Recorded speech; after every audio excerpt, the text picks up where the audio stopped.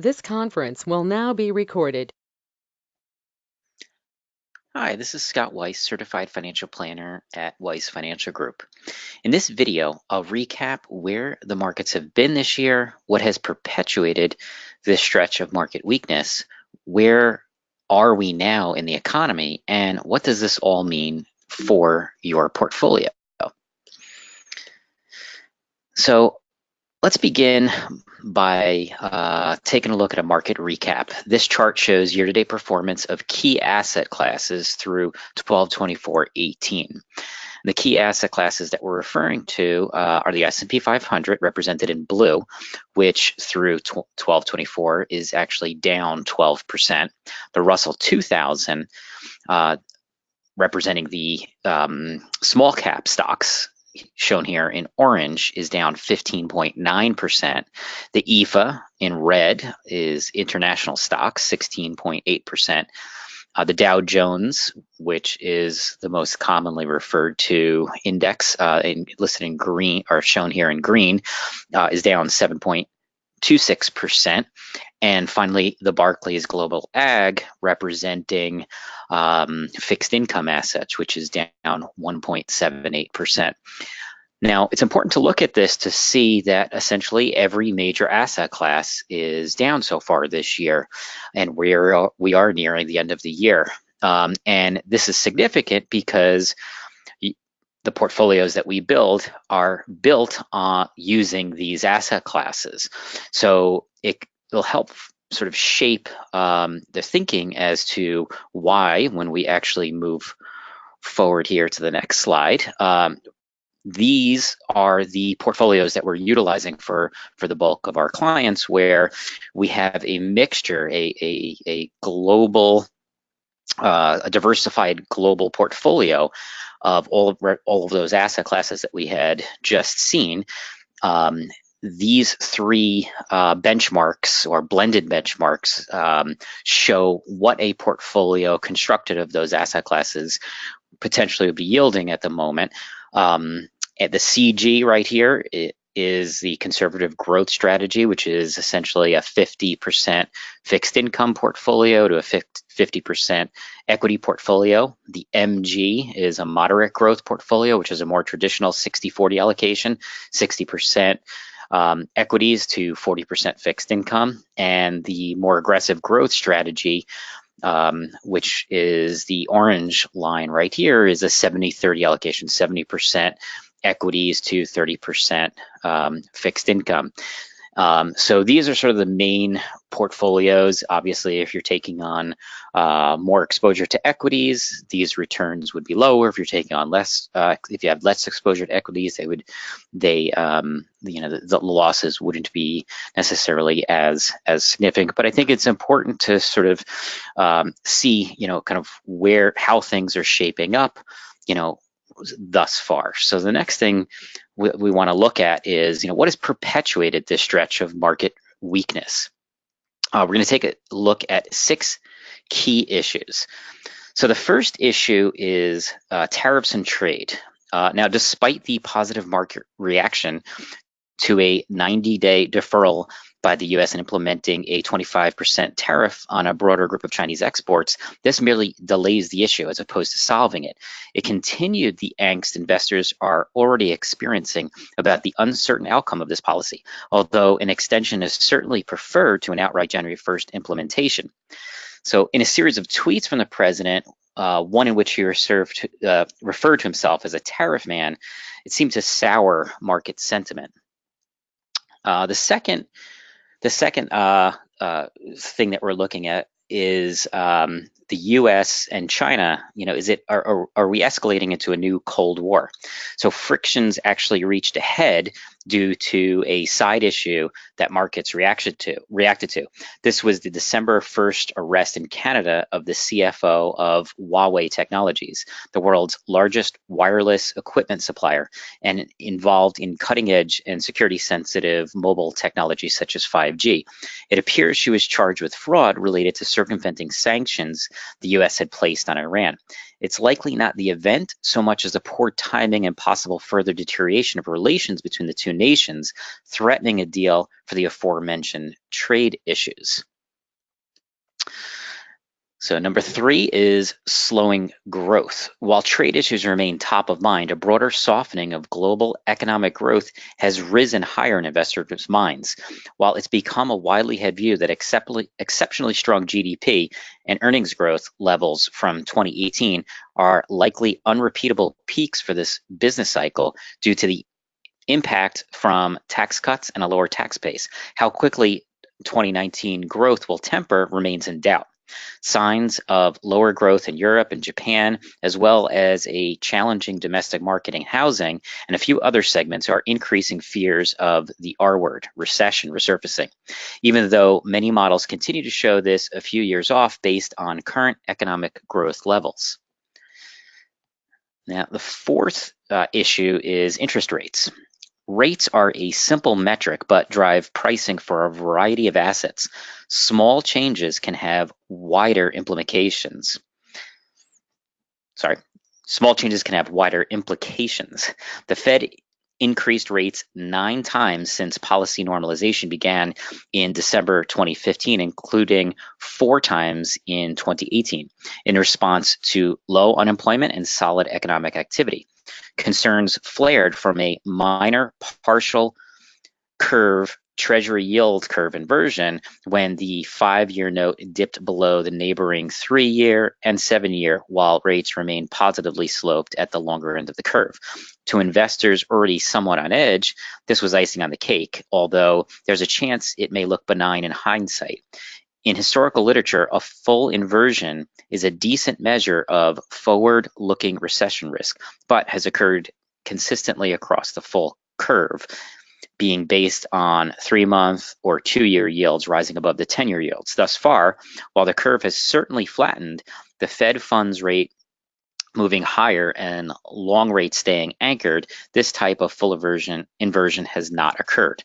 While technicals continue to bear watching for signs of further curve flattening, it appears that inflation break-evens may have played a role, reflecting impacts from dramatic changes in oil prices, which affect CPI. It is important to note that true 10-year, 3-month curve inversions historically have occurred well before a recession and even before a peak in the equity market. This chart shows the U.S. yield curve as of the most recent date and as of December 31st, 2013. 2013 shown here in the dotted line, and our current interest rate curve shown in blue. So as the Federal Reserve has risen rates, the yield curve has become much flatter now than it was in the past. And you can see that in this chart. So number 5, energy prices. The crude oil market shows tendencies that are a bit of a double-edged sword. On one hand, equity markets often react negatively to lower oil prices due to the implied lower earnings from energy companies. Bond markets, especially high yield, react similarly, as weaker earnings and cash flows imply income statement pressures and push down interest coverage ratios, which imply a greater risk of bond downgrades and defaults. Additionally, a concern is that lower oil prices are the byproduct of lower oil demand, which would imply a deceleration in global growth. However, to no surprise, cheaper oil is good news for consumers and large parts of the economy as a whole. As most businesses and individuals are users rather than producers of oil, lower prices for unleaded gasoline specifically have tended to spur more positive consumer sentiment, which can be a catalyst for increased spending generally. Furthermore, with several economic recessions in the past being sparked by oil price shocks, lower prices have tended to decrease recession probabilities, with all else being equal. Now, finally, number 6, other issues. These include Brexit and the Italian budget negotiations. Beyond the events themselves, which remain a concern due to the uncertainty of potential political outcomes, now that a European court has just ruled that the UK decision to leave the EU could be reversed, sentiment surrounding sustainability of the EU as a cohesive political and economic union long-term continues to override all considerations. So let's take a look at where we are now in the economy. I'd like to take a look. This first chart shows the economic cycle. And we are currently in the late stage of the cycle, which would be represented here, somewhere here in phase 5. Precisely, where we are, it's always hard to tell. You can only sort of tell looking backwards. And, this begs the question as to when exactly will we peak, and once we peak and head in the other direction, as we can see here, this is when recession begins. So the question becomes, is recession getting closer? So this chart shows our investment committee's recessionary indicators. Notice that 4 indicators are still pretty solid, ones that I'm circling right here. At the end of the day, economic growth has been healthy for 2018, and we think it may remain positive to 2019, just probably at a slower pace as corporations and consumers digest this new world economy. Yield curve Fed action will be one of the biggest catalysts for recessionary pressures for us over the next 12 months. We think the corporate profits peaked in January. What does this all mean going forward? Well, we need to keep an eye on the indicators. If they taper off in the wrong direction, sort of over here, it could impact the philosophy on how we are positioning our portfolios, meaning getting a little bit more conservative in introduction of additional alternatives, potentially raising cash to some degree. But given that 4 of these indicators are still in positive territory, we are not going to go in that direction just yet. On a positive note, the leading economic indicator still remains positive.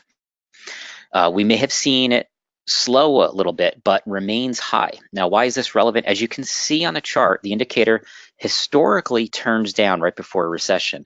The recessions are indicated in these gray bands, and the blue line here, as you can see it turning down sort of right before a recession hits in both of these indicators, and you can still see that we're quite high. So the recent recessions, as we said, are indicated right here in these gray bars. Now, our investment committee doesn't see this indicator turning negative in the short term, which indicates we still have a robust economy. Now, all of this is well and good, but many of you are asking, what does this all mean for my portfolio? So let's take a look ahead and where our thoughts are. One thing to keep in mind, that headline risk is driving the short-term volatility. We do expect to get a bounce off of these lows that we've been experiencing. Now, when volatility hits, it becomes more important for us to find managers that can rotate out of underperforming investments, which this echoes my earlier statement in this video that we will be using funds in the models with the attempt to reduce risk and to provide solid downside protection, or to improve diversification in the models, targeting more attractive valuation opportunities. Finally, sorry, I got lost a little bit here. Diversification. So diversification, we feel, is one of the best tools to help manage risk. This chart shows historical returns by holding period for stocks, bonds, and a 50-50 portfolio rebalanced annually over different time horizons. The green bars would be all stock. The blue is all bonds, and the gray is a balanced portfolio, 50-50 allocation. So the bars show the highest and lowest return that you could have gotten during each of the time periods: 1 year, 5 year, 10 year, and 20 year. So this chart advocates for simple balanced portfolio as well as for having an appropriate time horizon. And you can kind of see here that the reason for this is that, as we can see, stocks in a 1 year time frame, we see that we have the potential for pretty substantial losses, which will help to be balanced with a balanced portfolio. We're not participating fully in those losses. Balance is some combination of stocks and bonds. And we are experiencing that right now with our diversified portfolios. We're not participating fully in that downside. Now, as we go out a little bit further to a 5-year, obviously we sort of see less losses accumulate over time. And in fact, after 5 years, the diversified portfolio historically has not even shown any loss at all. If we go out to all the way out to 20 years, we're seeing that historically, we're not even seeing any losses. So time horizon plays a key role in here, which sort of shows and kind of goes back to our philosophy that if you should not be investing any money that you're going to need within 5 years, and because beyond that, as these charts show, your chance of loss gets reduced quite dramatically. However, in a 1-year time frame, there is potential. So this begs that our investment committee does believe that global diversification will continue to be a key theme, as many non-U.S. developed and emerging market assets appear better valued than U.S. risk assets. So that just shows that our feeling is that we have to have exposure to all of the asset classes, not just picking out in specific ones, particularly in the U.S. So this chart I want to sort of show it talks about the importance of staying invested, and some of you might have seen this in meetings with me. But it shows that when investing for the long term, again 5 years or more, it's important to stay invested rather than exit the market and invest in cash. And I like to show this chart because it really represents the importance of sort of sticking to your investment strategy and sticking to your plan. This is the last recession, and indicated in gray. And if we were to take a look at this, if we look at this blue line where we start out, let's say hypothetically you invested $100,000 January 2007 and kind of rode through the recession until the market bottomed out sometime in January or early 2009. What would happen under 3 situations? One, if you just stayed invested, which is representing in the blue.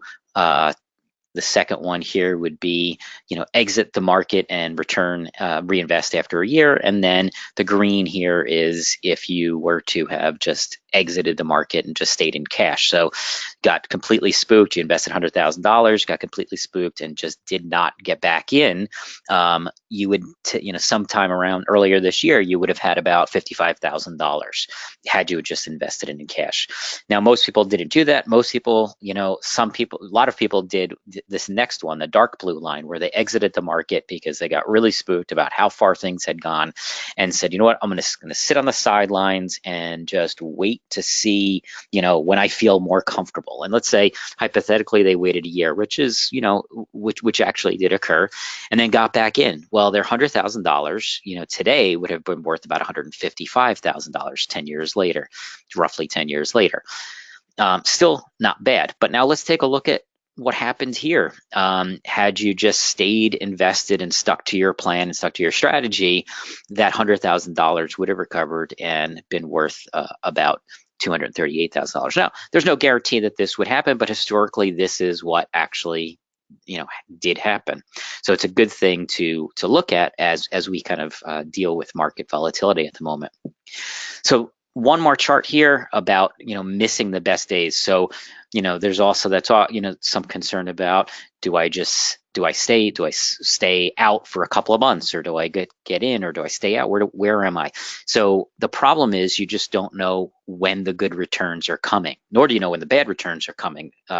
However, this chart sort of shows the annual returns, right? Had you stayed just invested and stuck to your strategy in the dark green, right? And then the lighter green here shows your annual returns if you missed the best month of the year. meaning you got out of the market and you just said, I'm just going to wait for things to recover until I feel better, and got in. Well, that's the thing. As you can see, missing those days become key to the success of the portfolio, both on the downside, right? So had you jumped out of the market during kind of the best, 1 month, and waited for things to recover and missed the recovery, your downside also would have been would have been much more dramatic, in all of these just about every instance. And also on the upside, you would have missed that upside. So it becomes important not to try and time the market, and stick with your diversified portfolio strategy. So the final slide I want to look at right here is the importance of risk. And this is a topic that I continually discuss with all of you when we meet and review your portfolios. But understanding your risk number is even more important in the current market climate, I believe. Although we'll be reducing risk in your portfolio for 2019, we may need to make more targeted adjustments specifically for you, your goals, time horizon, and risk tolerance. We'll gauge your risk tolerance at your annual review and update your investment policy to make sure it is in line with all these factors. That being said, feel free to reach out to me at any time that you would like to discuss your allocation. So thank you so much for watching. I hope this video was helpful. If you have any questions, you can call me at 845-621-4700 or send me an email at sweiss@weissfinancial.com.